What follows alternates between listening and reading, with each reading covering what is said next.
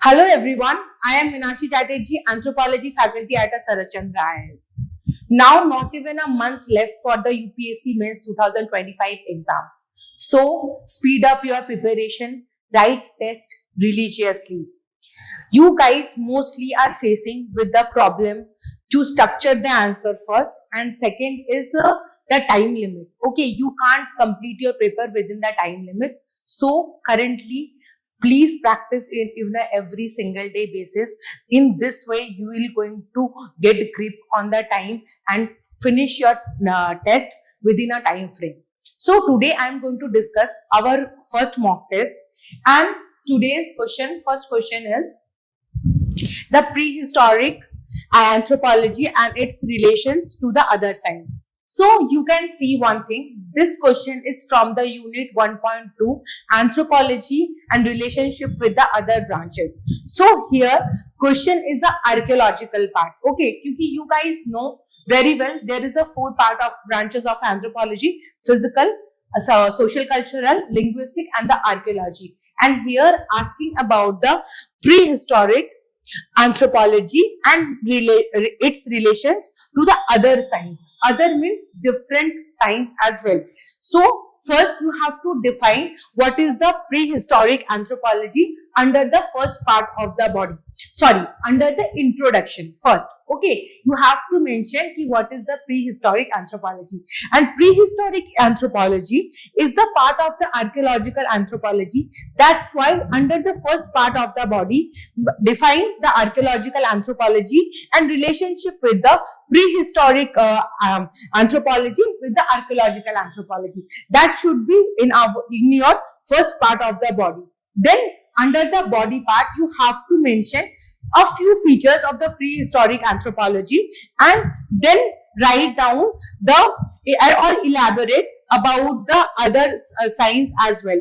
How prehistoric anthropology has a relationship with the other disciplines such as biology, genetics, botany, zoology, chemistry, environmental science, biology, paleontology. Okay, so how it has a huge connection with the, because in the prehistoric archaeology we can study different, like we studied environment as well as the zoology. When we are seeing the geological part, dating methods we were studying at that point, and apart from that we can connect prehistoric with the history part as well. So prehistoric relationship with the history, and under the conclusion mention about the scientific collaboration with the other science and the impact, positive impact or a positive importance of the prehistorical study as well. So this is the 10 marker question. One more thing I am going to tell you at this point of time, you have to segregate your intro, body and conclusions properly.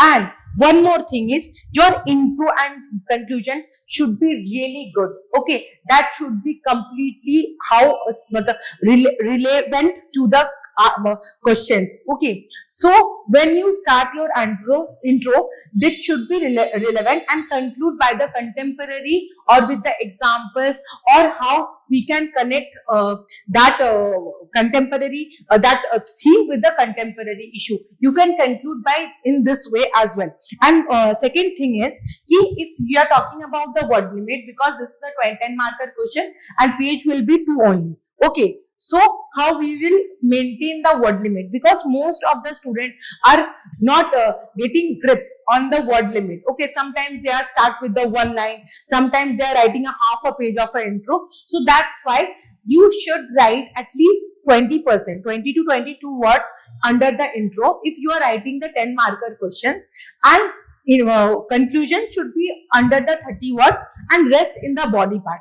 In this manner, in the 15 marker also, you can start by with the 30 words and conclude by the 35, and rest in the body part. You should maintain this word limit. Okay, if you're going to ask me ki 1 or 2 line will be, if I will write at least 40 words, if my number will get a minus. No, it will not. if you are exceeding your word limit, number will not get reduced, but try to maintain the word limit because you have a specific time frame to complete your entire answer. And one more thing I'm going to tell you, if you are going to write a 10 marker question, so 7 minutes maximum you can utilize, and if you are writing a 15 marker question, then 9 minutes, and if you are writing 9 to 11 minutes, and if you are writing the 20 marker question, you can get a 14 minutes. That's it. That is the time frame, 9, 11 and the 14 minutes. Okay. And so that's why you have to maintain the word limit. If you are writing 160 word, 170 word, that is okay if you are completing within the page.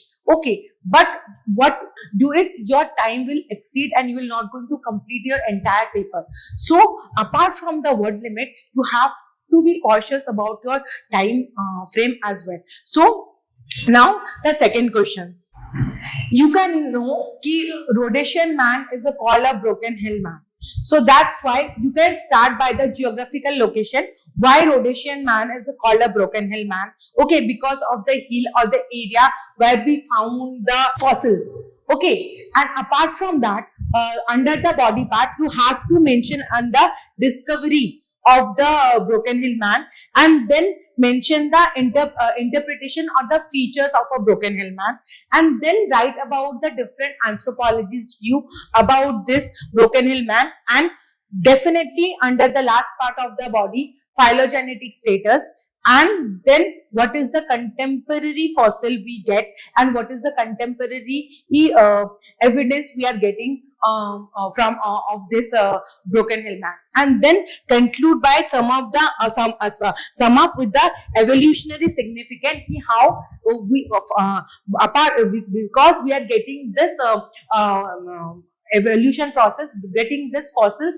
So what is his impact in our evolution process? What is the significance? So conclude by, if any kind of question will come na, say Homo erectus or a Neanderthal, try to conclude ki their contribution to the evolution process. So mention, you can conclude by this kind of this thing in your answer. Now next question.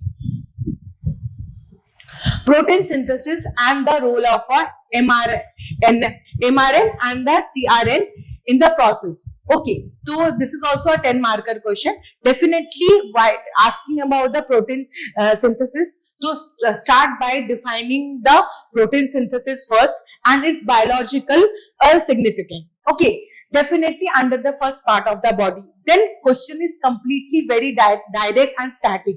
You can see that the role of a mRNA and tRNA you have to mention and write their features as well.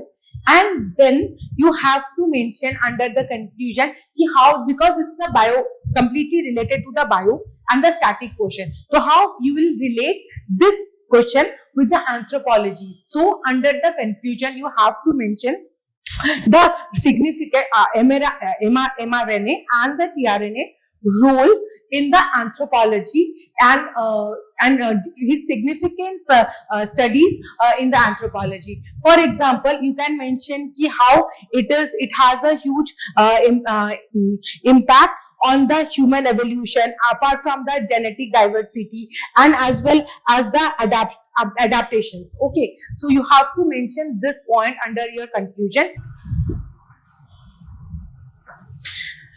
Now the next question, silent thread. You can see this question is come from the economical anthropology. Okay, to start by the definition of a silent thread. What is silent thread?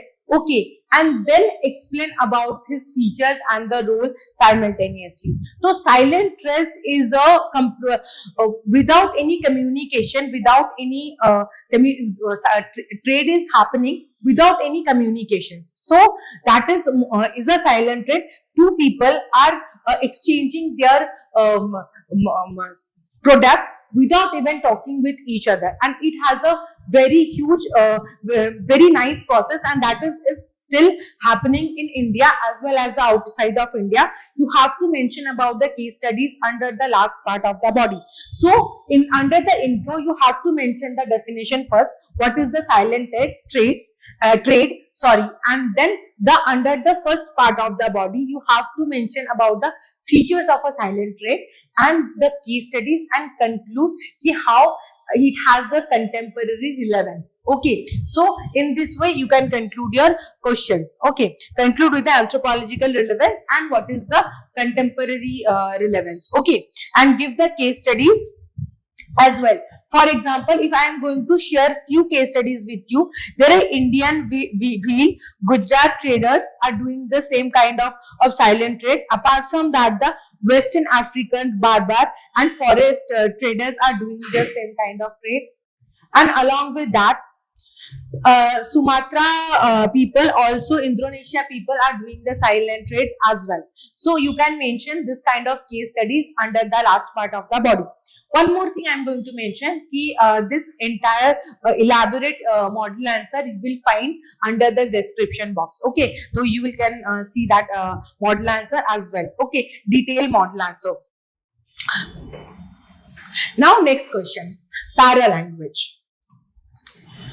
We can notice one thing if you are going to analyze previous year's questions. Okay, there are almost every single year we are going to get one question from the unit 7 and unit 8 as well.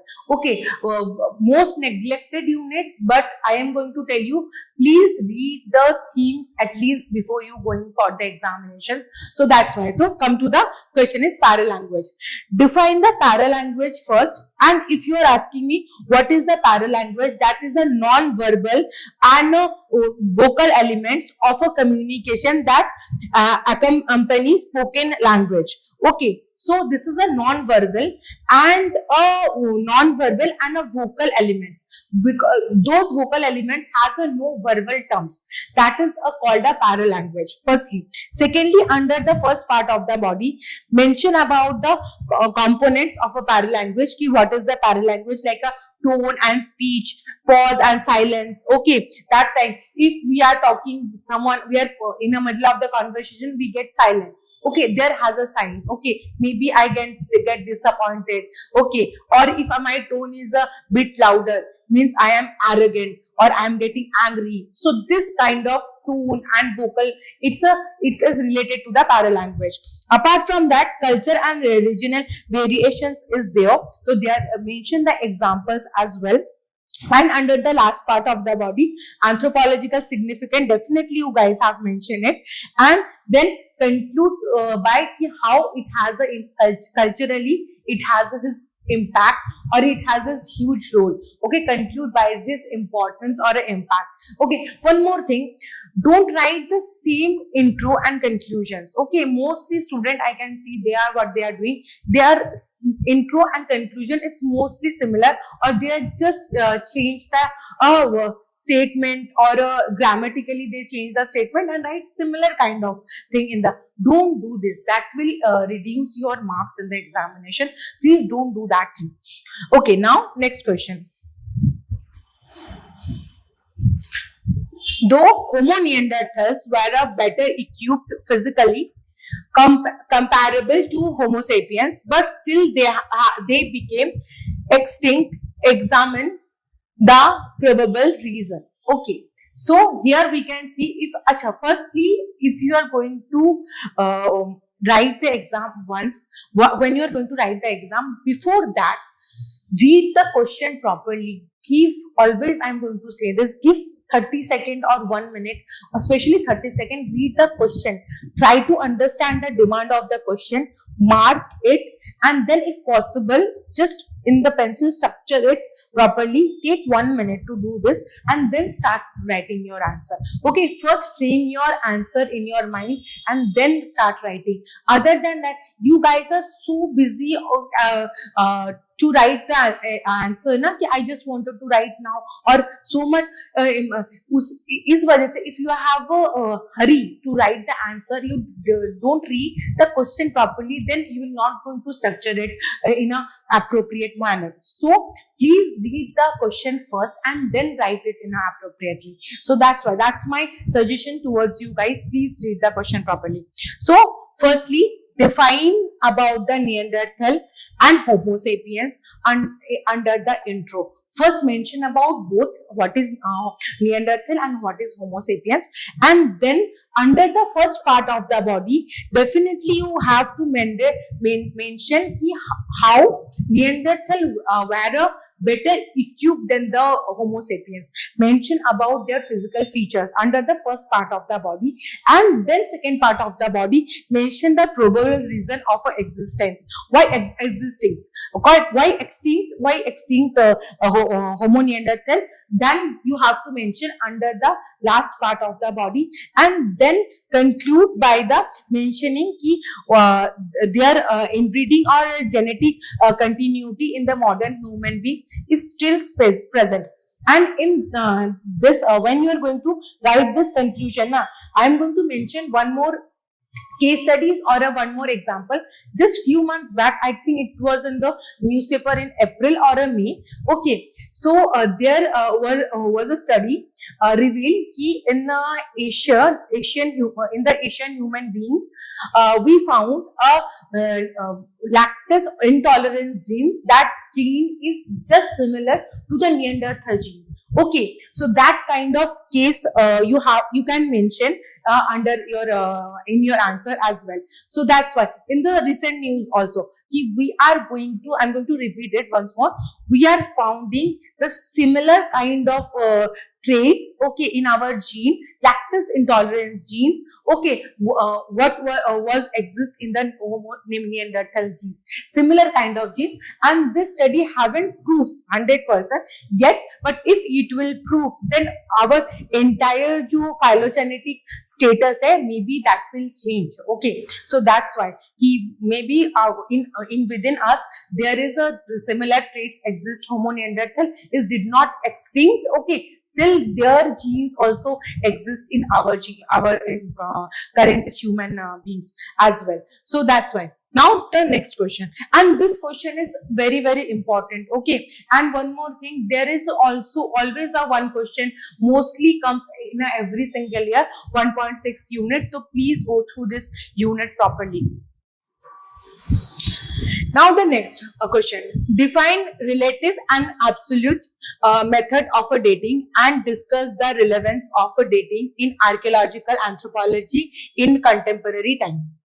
So define, there is a two question, define relative and absolute method of a dating and discuss the relevance of dating in archaeological anthropology in contemporary time.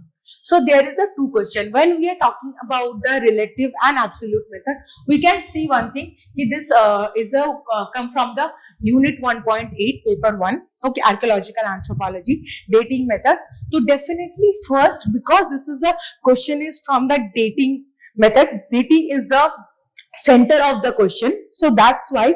And one more thing I am going to tell you here, when you are going to read the question, try to understand what is the key or center of the question, and entire question is revolving around that. Let's say for example, if functionalism question will come, so any kind of anthropologist name will ask, so functionalism, you start by explaining what is functionalism theory. So in this manner here also in dating method, you have to mention under the intro, have to define what is dating first. Define dating in a archaeological and its importance. Okay, then under the first part of the body, define relative and absolute dating method. First definition. Before you going to start the definition, you can do one thing. Just make a small diagram like a dating and then relative dating method. Okay, one box, and absolute dating method.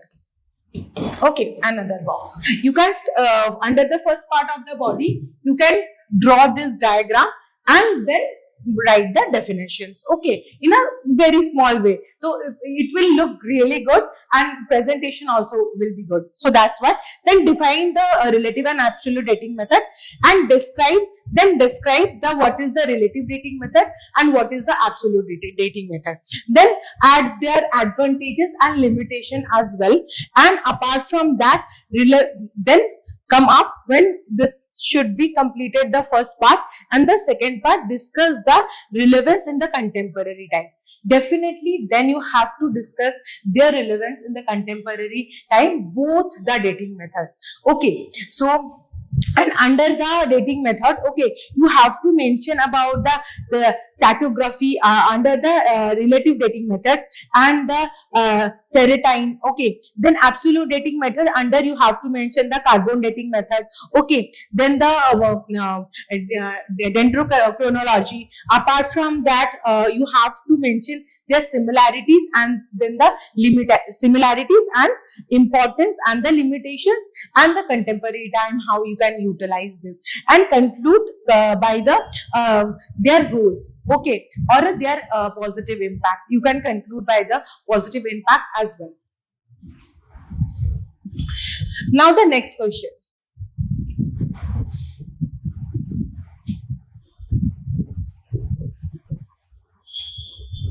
So next question is not in the PPT. Okay, I will going to tell you what was the next questions in my model answer, and then I'm going to explain that question as well.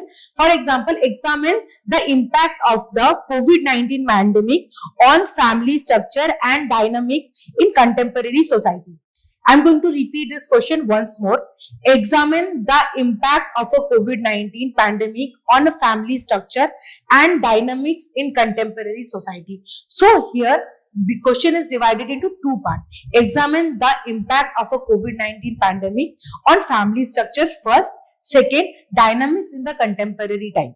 So here you can start by those anthropologists' definition, those who are talking about the dynamic nature of a family. Okay, so here I was mentioning in my model answer कि there is a Sarah Franklin, anthropologist. Okay, she mentioned she going to define family in a it's evolving. Family is evolving, and that kind of definition she gave. She gave कि family is not just a biological or a legal unit, but it's a flexible and evolving social institute. So that's why you have to mention her definition according to the family, and then you have to mention about the COVID pandemic situation in one line. That's it, and then come under the body part ki impact on a family structure, how it has an impact. Now under the impact, okay, you have to do one thing. If I'm under the impact, okay, this is a heading. Okay, impact A, positive impact, and B, negative impact. Okay, so positive impact of a family COVID-19 on a family structure and the negative impact, both the things you have to mention. Okay, positive impact, you know, ki family became close. Okay, they got time for each other. Okay, it king system became going to be different. Now under the negative impact, you have to mention about the domestic violence, work-life balance maintain नहीं हो रहा था, and under the domestic violence you have to mention the government data. There is a 53% domestic violence were increased during that phase. Okay, so mention and it's in my model answer as well. Kindly check. Okay, and then conclude by the highlighting the evolving nature of the family during this period, and apart from the COVID-19, family structure is also getting changed day by day. Okay, so that's why I mentioned not only family on in this topic, you have to read them how marriage structure is changing contemporary days after the COVID-19, especially live-in relationship will increase. So this kind of thing you have to mention when this kind of question will come in the terms of the marriage. Okay, or how kingship structure or system is changed after or during the COVID pandemic. So then you have to read this kind of thing before you go into the examination. So that's why here I'm only asking about the family. You have to read the marriage and kinship as well. Now next question. Discuss the transformation of religion, beliefs and practice in contemporary society. How do anthropologists interpret those changes. So here is also a two question, but question 4 part of the question is the religion. Okay, to discuss the transformations of a religion, beliefs and practice in a contemporary society, how do anthropologists interpret these changes? So you have to mention the anthropologist name or terms, those who are explaining about the changing nature of the religion as well. So in the intro, definitely define the religion, maybe definition of Durkheim definition you can mention, okay, in the anthropological terms, and note this is a dynamic, and one line you have to mention ki this is a dynamic nature, this has a dynamic nature firstly. Then under the first part of the body, mention that discuss the transformations in the religion beliefs and practice in the contemporary time. How this mention the reason why this is transformations is happening on the religion beliefs and practice. In that point you have to mention the rise of individuality, you have to mention this, okay. Then the digital religion, okay. Then currently secularism is going to be increased, people are becoming more monotheist nowadays, so that's why this kind of statement and example you have to write. And then transformation in the religion beliefs, and now talking about the transformation, first reason for the transformation and transformation, may you have to mention the intra family religious diversity, where the father is maybe a Hindu, mother may be a Parsi, and sons are getting a Muslim religion, and then other son is become a Christian. So that kind of family structure we can see in the present scenario. Then individual multi-religion practice, ethical religion over ritual religion. And now ethical religion over the ritual religion, may you have to mention about the modern individuals are less concerned about the orthodox, okay. See, for example, if you are living in a city, okay, there every culture, every festival are celebrating, okay. So you can participating in the every festival. Apart from that, being in a city, you can visit the mandir, masjid, gurudwara and the dargah as well. So definitely people are becoming ethical religion more than over the rituals, okay. Then digital religion you have to mention, then ritual secularism you have to mention, and this, and anthropological interpretation you have to mention the Gidd's name, okay, and Clifford Gidd's name. And apart from that, Talal Asad, you have to mention both the anthropologist's name under the last part of the body, ki anthropological perspective during the changing nature of the religion, okay. And it is in the model answer as well, kindly read once before you go into the examination, okay. And then conclude by emphasizing the religion, we are adopting now religion, we are not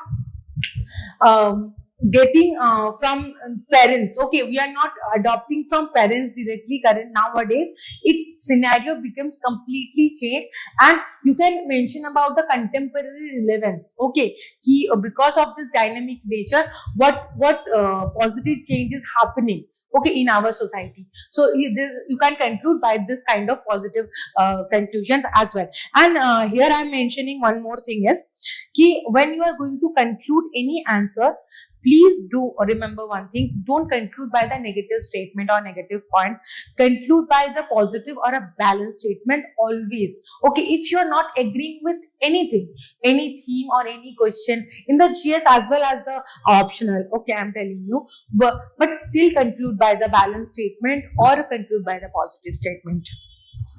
Now next question. Critically discuss the theory of evolution in the social anthropology. You can see this is the unit 6 question, okay. evolution theory social anthropology में पूछा गया है. So start by the defining the evolution theory in the context of the social anthropology, first part of the body. Okay, then explain the classical evolution definitely, and here asking please read the question properly, critically discuss. So definitely now you have to be counter the classical evolution theory. So under the first part of the body, definitely explain the classical evolutionary theory and all the anthropologists need. Then critically evaluate the assumption and the limitation. You have to mention, criticize the classical evolution. Okay, as well as under the second part of the body, mention the new evolutionary theory and the contemporary view. Okay, here you have to mention the Leslie White name apart from the Julian Schwartz names. Okay, how new evolution come and criticize the classical evolution and conclude. When you are going to conclude, definitely not going to criticize the classical evolution. Already you did in the last part of the body. So you have to mention the contribution of the classical evolution, and definitely you have to mention the contribution or it has its contemporary relevance today's time. In this way, you can conclude the questions. Okay. Now next. Discuss the application of DNA profiling in forensic anthropology. How does chromosomal analysis aid in human identification and criminal investigations? So, most important, forensic anthropology. Okay, this question already came from the forensic anthropology previous year as well. So, read the question properly, discuss the application of DNA profiling in forensic anthropology. How does chromosomal analysis aid in human identification and criminal investigations? So, you know one thing very well, key fingerprint or a forensic science is a huge impact on identifying the human and during the criminal investigation. So here you just need to explain this part. Okay, so here you are just start by the defining the DNA, what is DNA profiling and chromosomal analysis. Under the first intro, you have to define about the DNA profiling and the chromosomal analysis. Then under the first part of the body, explain about the what is DNA profiling is and how it has a huge impact or importance in the forensic anthropology. Okay, then under the second part of the body, okay, mention about the identifying how it is identify the human being or a kinship terminology. For example, pattern the DNA profiling is able to find the father. Okay, who is the father? Apart from that, the criminal investigation, it can help use the why it is a use to find the database matching. If you are you are going to find some criminal, you use very easily use his profile and match his DNA, and then you can find through the computer. Okay, it is called the database matching. Okay, then application in a human identification. How you are going to apply this find a human identification? Here, sex determination you can do. Apart from that, chromosomal disorders, and then tyrotype, then twin differentiation. Sometimes you can use this to divide the twins who are twin. Okay, so you can mention this process in the twin differentiation as well. One more thing I am going to tell you. Recently, Ahmedabad plane crash was happening, and at that moment, forensic anthropologists and forensic science played a huge role to identify all the bodies. Okay, so you can write this as your case studies or example while you writing the points. Okay, then when you are mentioning about the criminal investigation, so biological sex identify करने के लिए you can use. Then family and kinship confirmations के लिए, then dispute paternity and the custody cases के लिए भी you can utilize this applications or DNA profiling, and then conclude by how it's contemporary. It has a huge contemporary role, or it plays a huge contemporary role in the modern forensic investigation. Okay, it has a huge role in the modern forensic investigation.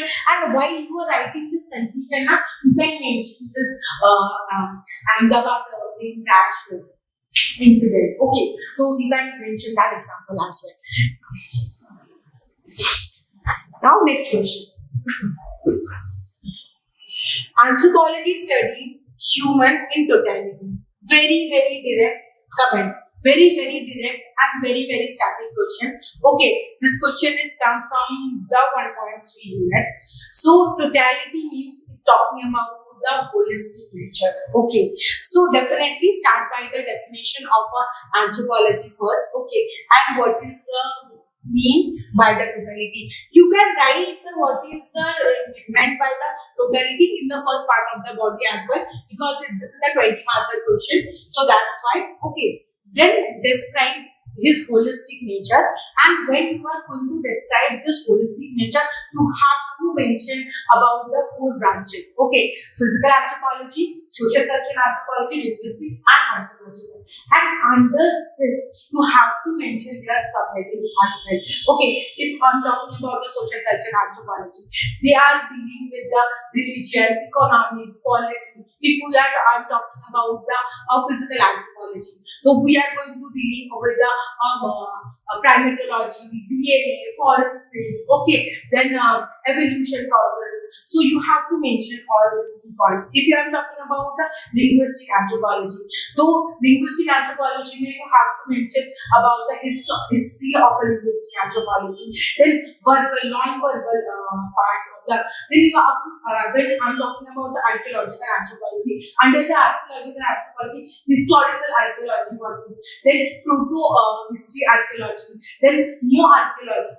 You can mention all these points under this subheadings, and then conclude that anthropology has a holistic impact, and that's why we can deal with that any branch or any of the components. Okay, you can conclude by the balance statement.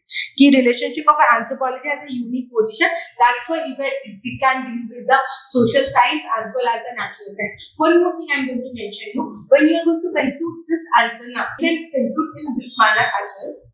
Key anthropology has a diverse natures, so that's why it is not only dealing with the social science, it will also dealing with the natural science as well. We can see, and already we have mentioned how we can deal with the social science and the natural science as well. So you can conclude by the balance statement that anthropology deals with the whole, okay, in the totality, and that's it.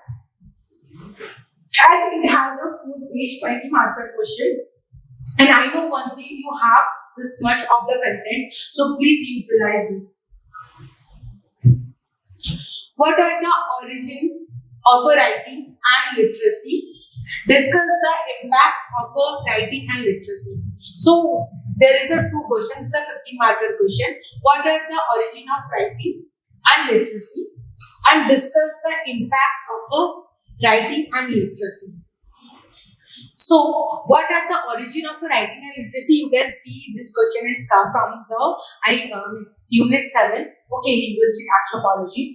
So, you can start by the define the writing and literacy in the terms of anthropology, okay, under the first part of the body. Then, after that, you have to explain about what is the origin, how writing and literacy origin, okay, and then you have to mention the percentage as well, and then impact of a writing and literacy as well. So we have a huge impact on writing and literacy and impact. But one more thing you can remember, when you are mentioning about the origin, you can mention one thing, still we have how much knowledge we gather. Mostly we gathered by listening only.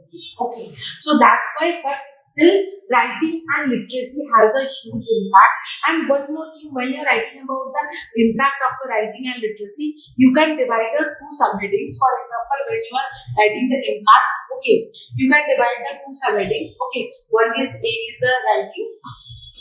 Okay, and B is a literacy. Then after that, you are going to mention key what is talking about the cognitive, culture, social, political. Okay, so that's fine.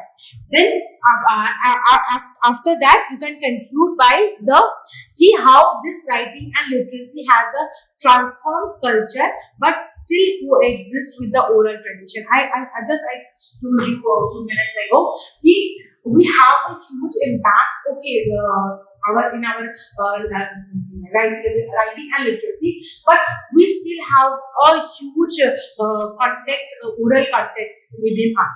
Okay, so conclude by the balance statement. Definitely, by conclude by the balance statement is also. Discuss how the new anthropology incorporate ambiguity and the linguistic model in interpreting culture and meaning. So you have to mention about the discuss how the new anthropology. You can see we are talking about the new anthropology means unit 6. Okay, new anthropological study and ambiguity and linguistic model in interpreting culture and meaning. So define the new anthropology and its shift towards the interpreting and meaning. So definitely you have to define the new anthropology and the interpretation. And along with this, you have to mention the new anthropology started after the World War II, or you can mention the year after the 1960s. Okay, and then you have to mention about the anthropologist's name, such as Charles Frack, and the word good enough. You can mention this kind of anthropologist's name under the body part. Okay, when you are explaining about the linguistic model in the new anthropology, and then under this you have to mention the ambiguity, cultural interpretation, how cultural interpretation has ambiguity. You have to mention this, and then limitation and the criticism of this model, and where you can mention about the Levi-Strauss cross-cultural comparison wala thing under the criticism, and conclude by the impact or importance or the contemporary relevance of a new anthropology. That's it. This is a 15 marker question. So you have 15 marker content as well. So go through this topic once before you go into the exam.